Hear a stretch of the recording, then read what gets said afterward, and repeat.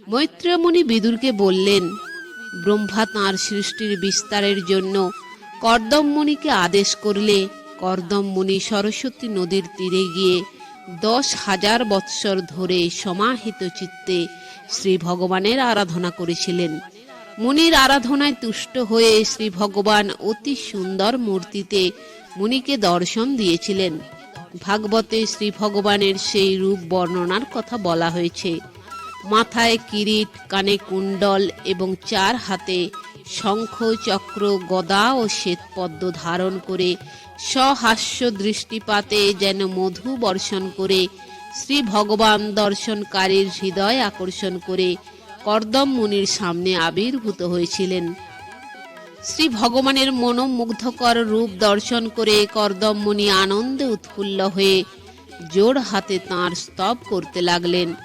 মুনি বললেন, হে ভগবান, কত শত মুনি ঋষি জন্ম জন্মান্তর ধরে কঠোর তপস্যা করেও যার দর্শন পায় না, আজ আমি আপনারই কৃপায় আপনার শ্রীচরণের দর্শন পেলাম।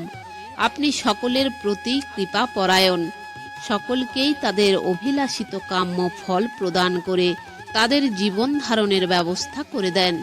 কিন্তু শুধুমাত্র এইটুকুই তো জীবনের উদ্দেশ্য নয়, আপনাকে লাভ করাই জীবনের উদ্দেশ্য।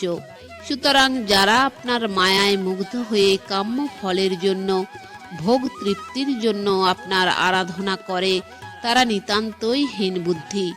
নিষ্কাম সাধকেরা শুদ্ধ ভক্তির দ্বারা আপনার সেবা করে যে অপার্থিব আনন্দ লাভ করে, তার কাছে সকাম সাধকের ভোগ্য বস্তু লাভের আনন্দ অতি তুচ্ছ।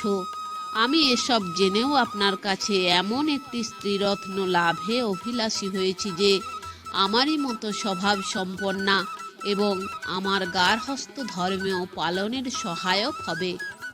মুনি এই অদ্ভুত প্রার্থনার কারণ হিসাবে বলছেন, আপনি সৃষ্টির জন্য ব্রহ্মাকে নিয়োগ করেছেন। ব্রহ্মা আমার পিতা, তিনি আমাকে অনুরূপ প্রজা সৃষ্টি করতে আদেশ করেছেন। পিতৃ আজ্ঞা যেহেতু অলঙ্ঘনীয়, তাই প্রজা সৃষ্টির জন্য আমি একটি যোগ্য পত্নীর অভিলাষী হয়েছি। হে প্রভু, আমি যথাসাধ্য আপনার আরাধনা করেও ভক্তিভাবে প্রতিষ্ঠিত হতে পারিনি।